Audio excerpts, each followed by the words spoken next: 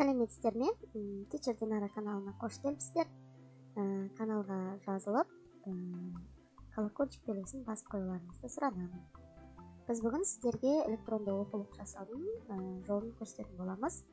Бұл үшін кез келген браузерге кіріп, AnyFlipbook деп жазамыз. Мен оны жазып қойдым.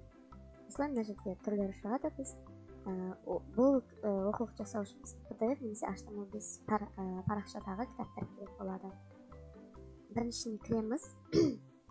Бірінші бұл жерде біз міндетті түрде бұл порталға тіркелуіміз керек. Мына жерде бізде барлығы қалай болады, танысып шықсақ болады мына жерде. Яғни мынандай сізге сөре беретін болады. Ол сөреде өзіңіздің электронды кітапшаларыңызды жасап, осылай салып қойсаңыздар болады. Қалай жұмыс жасайтын туралы видео да бар, танысып шықсаңыздар болады. How it works деген 3 минуттық видео бар. Қалай жұмыс жасайтын туралы. Енді осыны қалай жасайтынын мына жерде тұр. PDF форматтағы немесе HTML5 форматтағы кітапты жасау үшін қандай неде жасайды? 3D реалистик пейдж қылады, яғни 3D кітап жасап береді. Жаңағы құрылымдарын, тақырыптарын әдемі мынандай көрнекті етіп көрсетеді. Сыртқы дизайндарын әдемілеп жасап береді. Бұны көпшілікке жүктеп алуға мүмкіндік береді. Және өзін кітаптың құқығын сақтауға көмектеседі.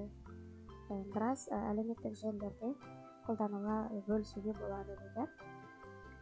Бізге бірінші бұл AnyFlipке тіркелу керек.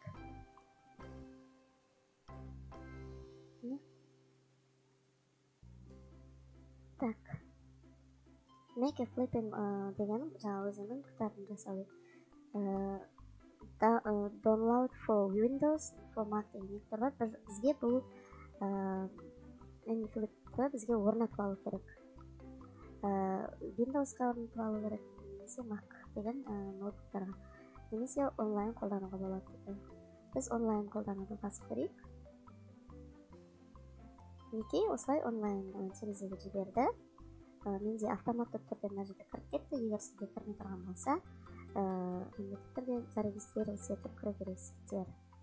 Енді мына free аккаунт дегеніміз бұл тегін түрін қолданып отырмыз. Бұның ақылы түрлері де бар.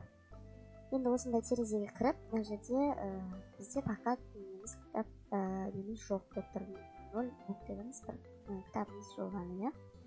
Енді менің полкам және осыған жаңа бір қосып керек. Енді бұл жерде біздің кітабымыз міндетті түрде PDF-та болу керек деп жаңа айттық. Менде қазір кітабым PowerPoint-та жасалған кітабым бар тұр. Енді оны біз конвертация арқылы Word-қа аударып алайық. Конвертация деп жазамыз. Мына жерде ваш PDF файлы формат доп деген бізге наоборот керек. Word-тан немесе PowerPoint-та болып тұр. Енді мына жерде PowerPoint-тан PDF-қа деген тұр таңдаймыз. Енді PowerPoint-тағы жұмысымызды таңдаймыз.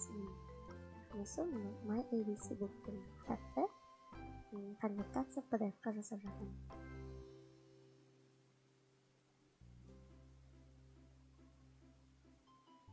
Күтуге тура келеді, өйткені бірнеше уақытта дайындап береді. Міне бізде дайын болды. Скачать PDF вариант деп скачать етіп аламыз. Мінекей астына жүктеліп жатыр. Бұны ашып, қай жерге жүктелді, мінекей PDF вариантта жүктеліп тұр. Енді бұны рабочий столға оңай табу үшін сақтап қоямыз. Енді қайтадан мұны онлайн AnyFlip порталына келеміз. Осы жерде folder деген жаңағы полкамыздың атын жазып қояйық. Өзіміздің атымызды жазайық. Категориясын таңдауға болады. Қандай категорияда жұмыс жасағыңыз келеді. Яғни кітаптың атын жасайтын кітаптардың түрлеріне қарай. Animals and Pets деген жануарлар, құстар.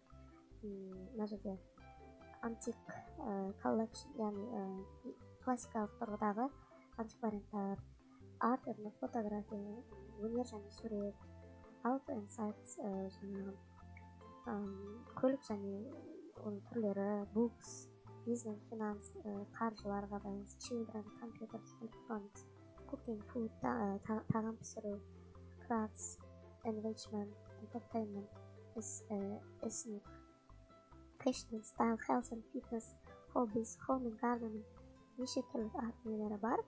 Енді біздікі көбінде books дегеннің ішінде educative, яғни біз білімге қатысты болғандықтан осыны таңдаймыз. Folder description, яғни сипаттамасын жазып қоюға болады. Folder деп жатқанымыз біздің полкамыз болады. Қазақша жазып қойсаңыз да болады. Білім саласына қатысты кітаптар деп create дегенді басып, біз жаңа полка жасап қойдық. Мына полкамызға енді add new books, немесе batch upload деп екі түрін істеуге болады. Бұл add new book деп кітапты қосу, жаңа жасау, немесе осы дайын платформа ұсынған кітапты жүктеп алу деген мағынаны білдіріп, біз енді жаңадан жасап жатырмыз. Add new book дегенді басамыз. Мына жерде upload your PDF деген PDF-тағы немесе PPTX-тегі кітабыңызды жүктеңіз деп тұр. Бізде бұл жерде PDF вариантта жаңа ауыстырып алған едік, міне соны жүктейтін боламыз. Тұспайыз жүктелді. Енді бұл жерде аты, сипаттамасы жазылды. Енді keywords дегеніміз кілт сөзге тура осыны жазып қоямыз. Тақырыбын My ABC Books. Конвертация жасап жатыр.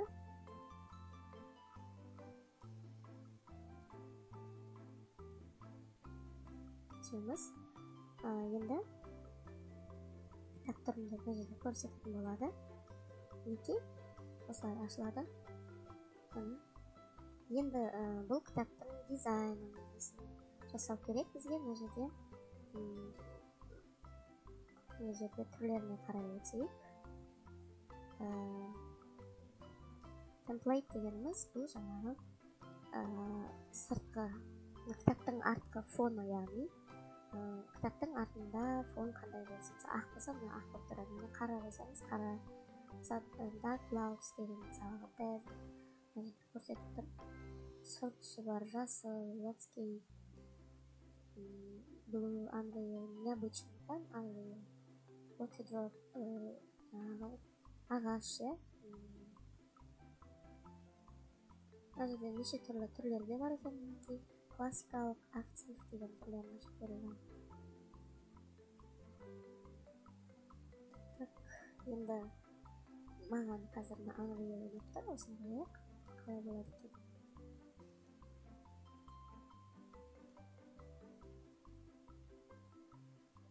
Кітаптың артқы фоны. Оны екі түс үйлесіп тұр, немесе былай қойға болады. Водяной знак.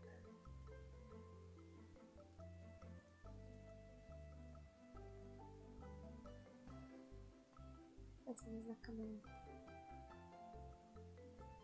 Мне кажется, много всех.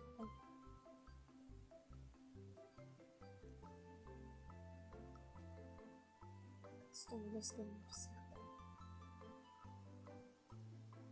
Каждый флорид дегенді де қойған. Қайсысы дұрыс, қойып қойған дұрыс. Көзге көргенде қалай көрмейді. Соны көріп көреміз.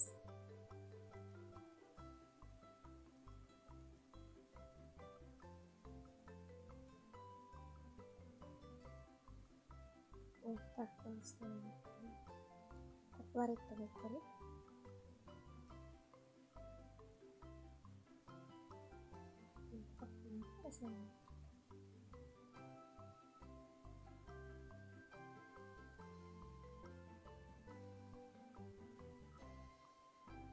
Осы дұрыс сияқты. Енді Advanced деген бөлімін өтейік. Яғни бұл жерде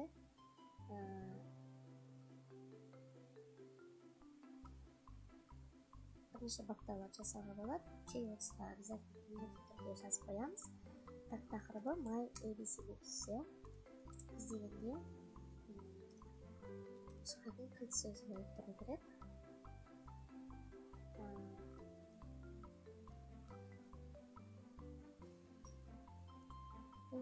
Мына сері болып тұрғандарды қоса алмаймыз, ол үшін бізге ақылы түрін алу керек болып тұр. Енді келесіне өтейік. Table болғанда біздің мүмкіндік жоқ. Bookmark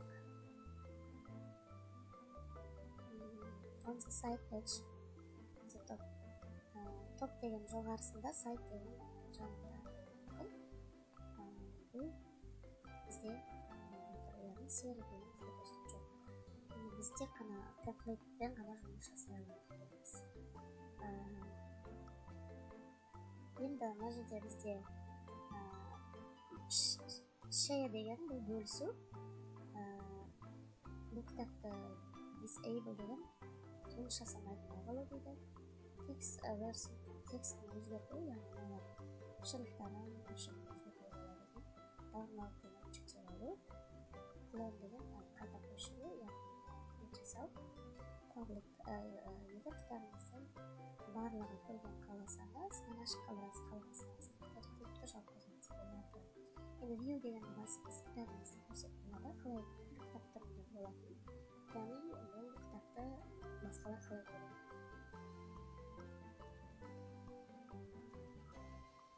Үстіп ашып көре беруге болады. Енді біз бұны осылай көпшілік көру үшін біз бұны save and close десек, бұл сақталып жабылып біздің қолданымыз сақталады. Бірінші біз бұны міндетті түрде share деп бөлісіп аламыз. QR код арқылы бөлісек болады. Facebook, Twitter, Google'да немесе бізге мынау сілтемесін алып балаларға жіберуге болады. Қазір енді браузерді ашып көрейін. Осы жерде осы сілтемені көрейін. Басқа неден көрейін.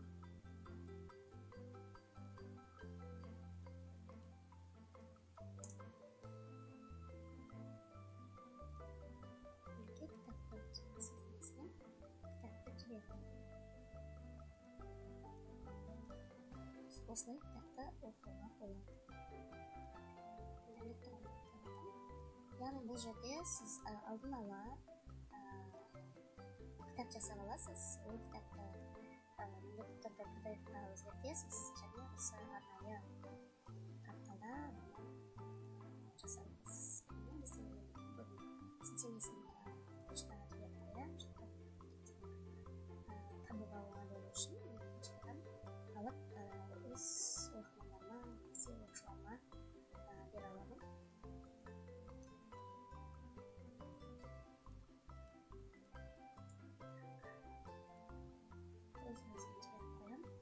Енді бұны save and close деп сақтап жабып қоямыз. Бұл қалай біздің кітабымыз қайтадан қай уақытта жасалғанына көрініп тұратын болады. Немесе кейін бұл қажет болмаса delete деп өшіріп тастауға болады. Немесе сақтап алуға болады. Осы кітап түрін өзіміздің компьютерімізге болады. Бүгінгі бейненұсқалық сіздерге түсінікті болды деп ойлаймын. Келесі бізді қызықты видеолар шығып тұрады, соны қарауларыңызды сұраймын. Каналға жазылып, лайк басып, комментарий жазуды ұмытпаңыздар. Сіздерге сәттілік тілеймін. Келесі кездескенше